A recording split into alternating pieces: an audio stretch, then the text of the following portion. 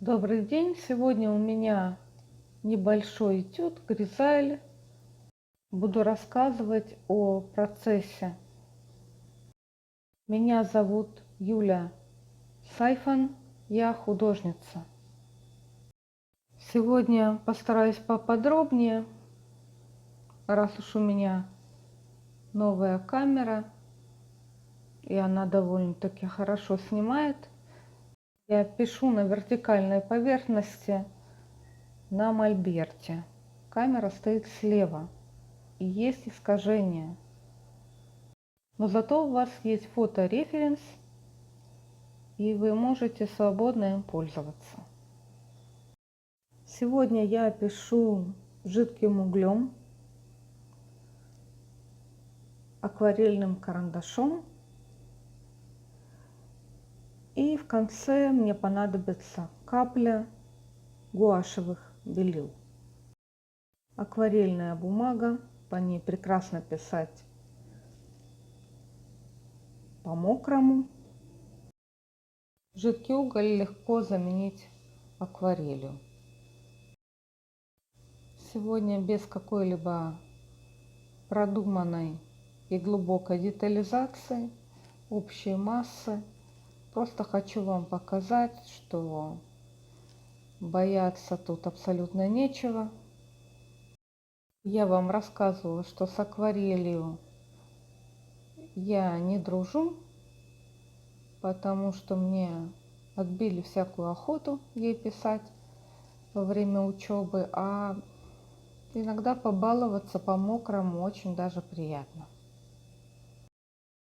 Работа с жидким углем идентична с работой акварелью.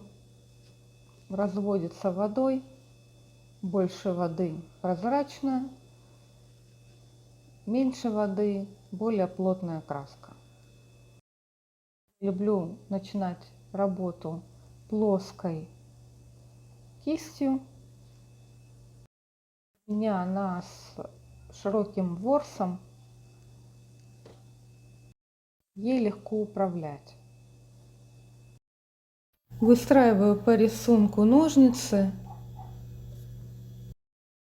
Основное свойство хорошей акварельной бумаги, что в любой момент можно выбрать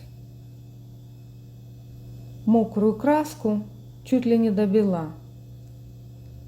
Поэтому, пользуясь этим свойством, я сейчас намечаю, а потом, когда мне понадобится, я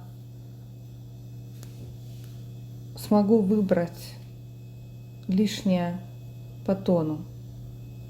Вот как сейчас я убираю немного, смазываю, списываю, для того, чтобы потом к этому вернуться и уже проработать это карандашом. Зря так любят акварельные карандаши. Это действительно чудо, особенно в техниках по мокрому. Посмотрите, как разливается сейчас по воде грифель. И его можно убрать мокрой кистью, так же, как и краску. По привычке, чтобы стереть, я размазываю пальцем. Потом вспоминаю, что у меня мокрый лист. Все размазалось. И смываю это все водой. Обычно мне без разницы, какой у меня карандаш. На восковой основе или же на водной основе.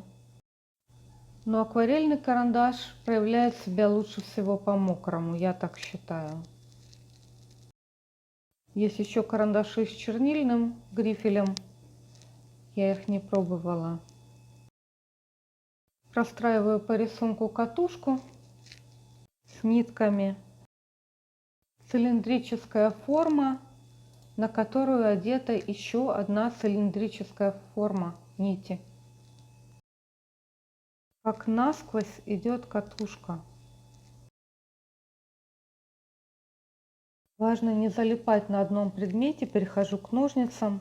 Проверяю, как они идут по своей длине.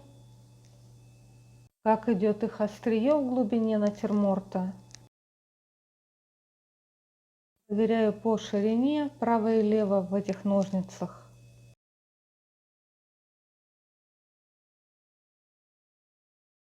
А также я уточняю толщину колец. Беспрерывно сравниваю право-лево, вверх-вниз. Смотрю, как эти два кольца рядом в перспективе. Ближнее от нас кольцо раскрыто больше, то, что в глубине чуть-чуть сжато. Все, что мне не нравится по той или иной причине, я могу размыть водой и заново наметить карандашом или плоскостью кисти.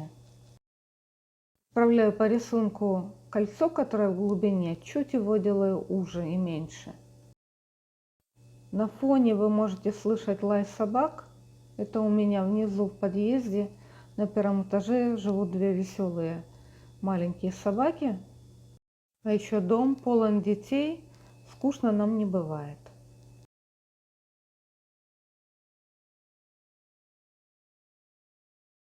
В таком ключе продолжаю вести работу, проверяя вверх-вниз, право-лево, по рисунку катушку, по рисунку ножницы.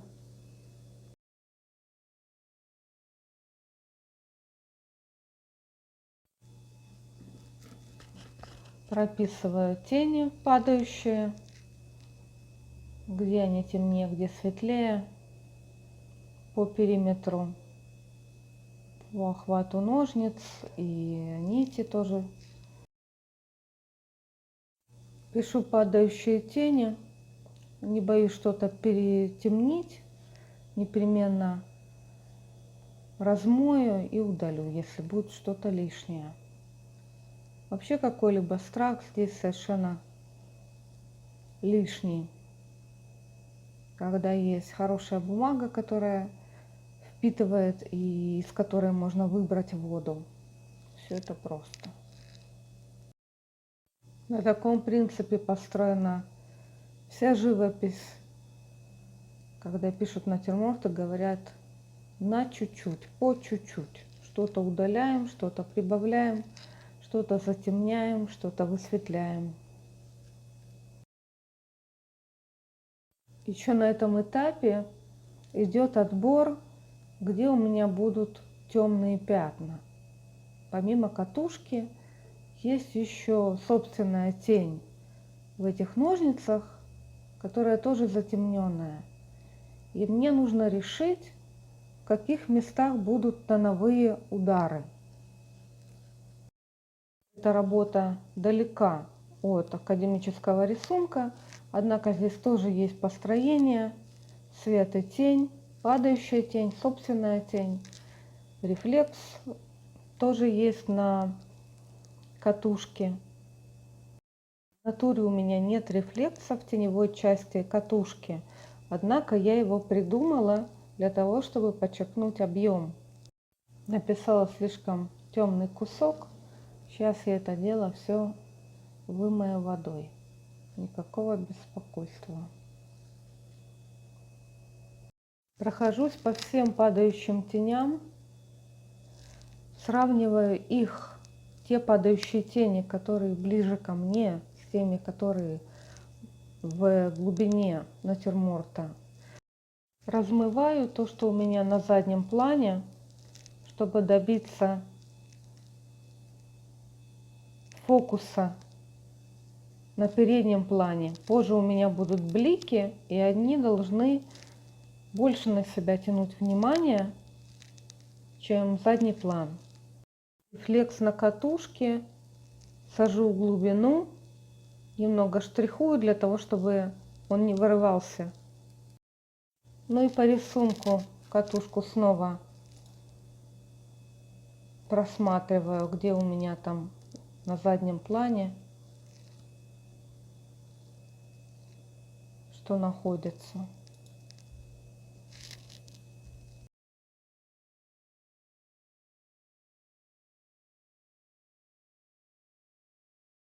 Скругляю кольца по рисунку, делаю более плавно. Обычно у меня линия такая больше склонна к прямой. колечко. Придумываю там где-то посередине, не совсем точно.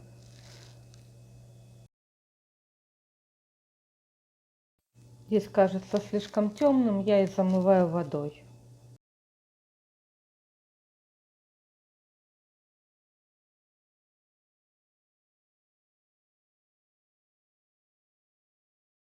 Угол немного смылся, поэтому я его уже по рисунку карандашом прощупываю заново. Все, что лишнее, смываю водой снова.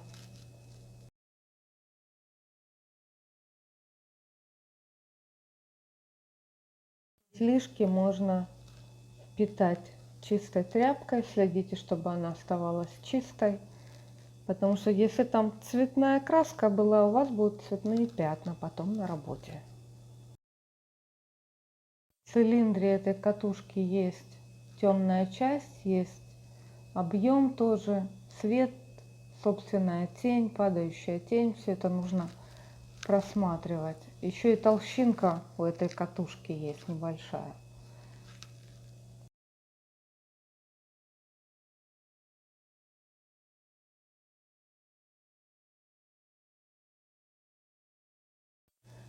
Чуть размываю касание, чтобы катушка с нитками села в лист, в среду.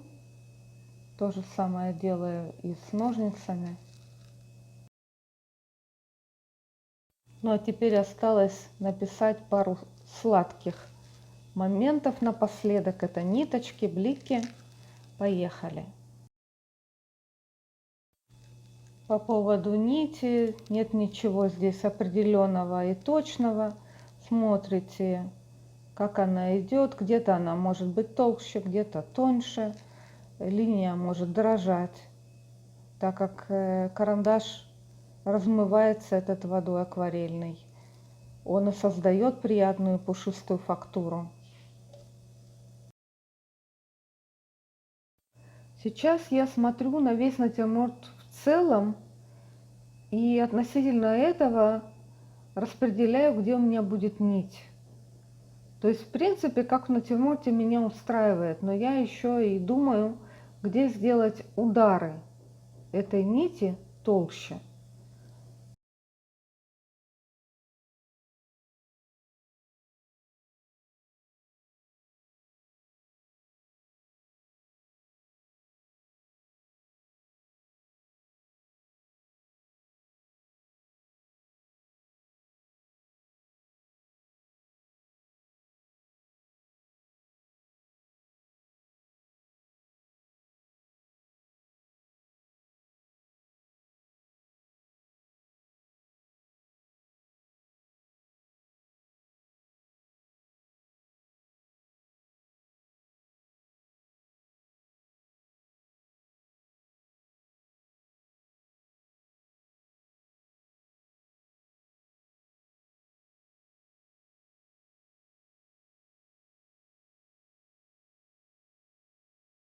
Немного разобралась с нитью и вижу, что удары по периметру ножниц недостаточно плотные. Просматриваю ножницы сейчас по рисунку.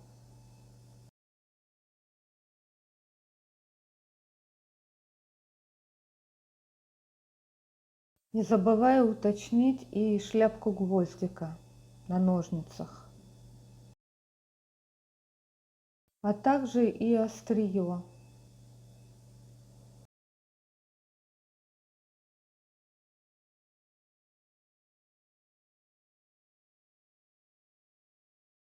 Белила у меня лежали далеко, я сходила за ними, заодно случайно подвинула немного камеру.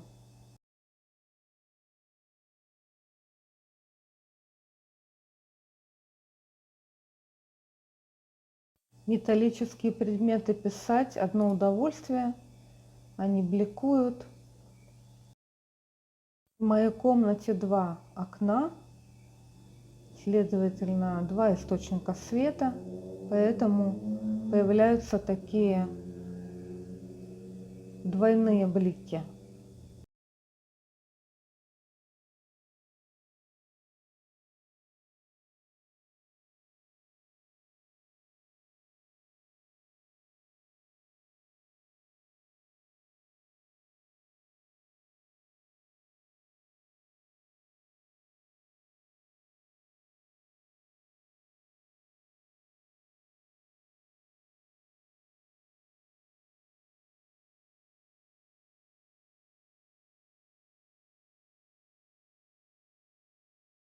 Белилами, разведенными с водой, добавляю блик на вертикальной поверхности ножниц.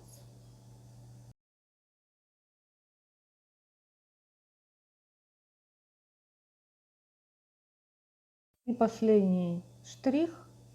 Блик на вертикальной стороне катушки, повернутой к свету.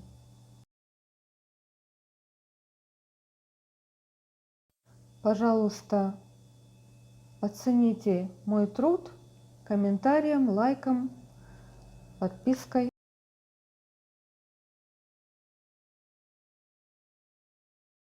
Белилами, разведенными с водой, добавляю блик на вертикальной поверхности ножниц.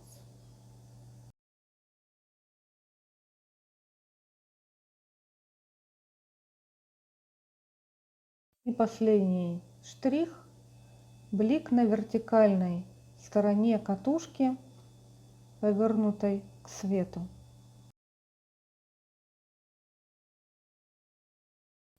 Пожалуйста, оцените мой труд комментарием, лайком, подпиской. У меня на канале есть много полезных видео. Оставайтесь со мной. До свидания.